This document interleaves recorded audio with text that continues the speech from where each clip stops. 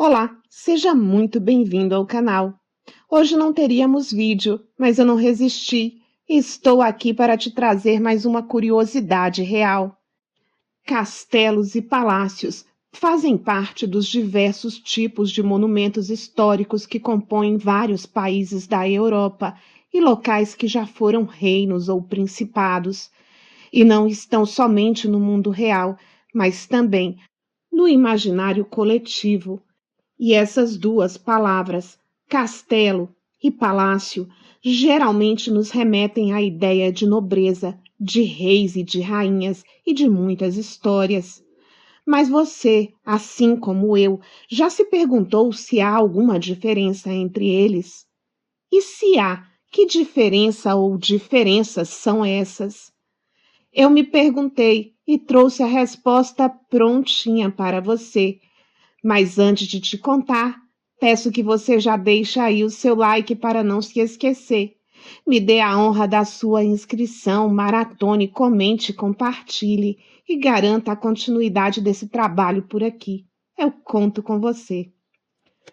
Se buscarmos pela palavra palácio no dicionário, vamos encontrar a seguinte definição: vasta e suntuosa residência de um monarca, de um alto dignatário do poder eclesiástico ou chefe de Estado, mansão suntuosa. Segundo a página Aventuras na História, abre aspas, historicamente falando, os palácios são estruturas anteriores aos castelos, tendo surgido no período do Império Romano. O termo é originário do latim palatium, que se tornou sinônimo de morada oficial de um soberano, após a construção da residência de César Augusto no Monte Palatino. Fecha aspas. Seguindo essa ideia, então, o palácio tem como principal função servir como residência para um governante e está ligada à ideia de ser um local grandioso. Quando pensamos em um palácio, já imaginamos grandes salões, belos jardins, muitos quartos, corredores quase que infinitos, muito conforto e um glamour real. Os palácios tendem a ser construções mais confortáveis, que expressam toda a riqueza de quem vai morar ali. Uma casa que exala luxo e às vezes até um pouco de exagero. Também podem ser utilizados como sede de um parlamento, por exemplo. Vamos à prática? O Palácio do Planalto, em Brasília, sede da Presidência da República. Não há nenhum royal por lá. Nos dias atuais, existem alguns palácios que perderam o seu uso original e podem servir como centros culturais, hotéis, museus ou ter qualquer outra destinação que se lhe queira dar. Quer outra curiosidade? O Palácio do Parlamento na Romênia é o maior palácio do mundo. Mas e os castelos? Esses têm algumas diferenças. Residência real ou senhorial, dotada de fortificações, é a definição do dicionário. Perceberam? Também é uma residência, uma moradia real, porém tem uma questão a mais, um destaque que nos leva a entender que são edifícios mais fortificados. Também, segundo a página Aventuras na História, abre aspas, o termo é derivado da palavra latina castellum, que é diminutivo de castrum, que significa lugar fortificado. Sua concepção se deu no período feudal, com a fragmentação da Europa. Fecha aspas.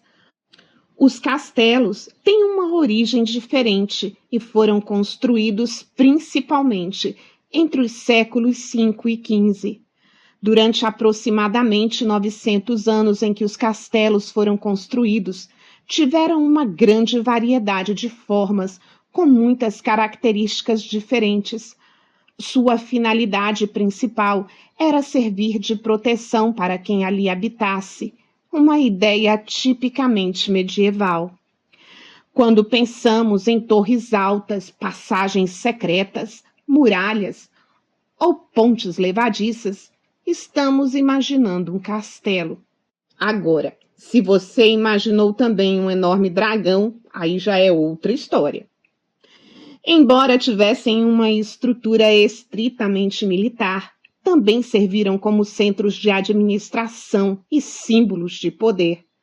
Em seus termos mais simples, a definição de um castelo aceita entre os acadêmicos é uma residência privada fortificada.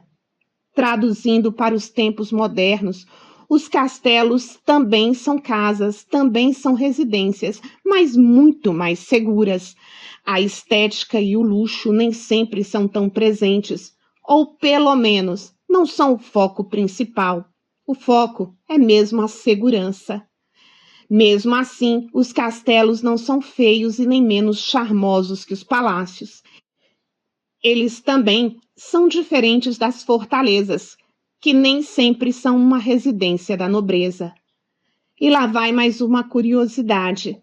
Na França, castelo é chamado de château, uma palavra que você que acompanha o canal já ouviu muito por aqui. E agora, na prática, onde está a diferença entre palácio e castelo? Eu te respondo: na finalidade. E por causa dessa diferença, os palácios tendem a ser construções mais urbanas e os castelos mais rurais, mais isolados, justamente para dificultar o acesso e manter o local longe dos bárbaros invasores ou dos exércitos inimigos. Como hoje, se houver uma guerra, é muito pouco provável que alguém vá se refugiar em um castelo. Na atualidade, os dois tipos de construções acabam muito parecidas na sua funcionalidade. Associadas sempre à realeza e à nobreza, estão cheias de charme e simbolismo, garantindo um belo espetáculo arquitetônico, além de espaços de preservação cultural e de muitas histórias, algumas até sobrenaturais.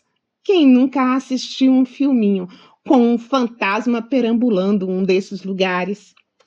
A Europa é repleta de palácios que foram transformados em museus e hoje podem ser visitados.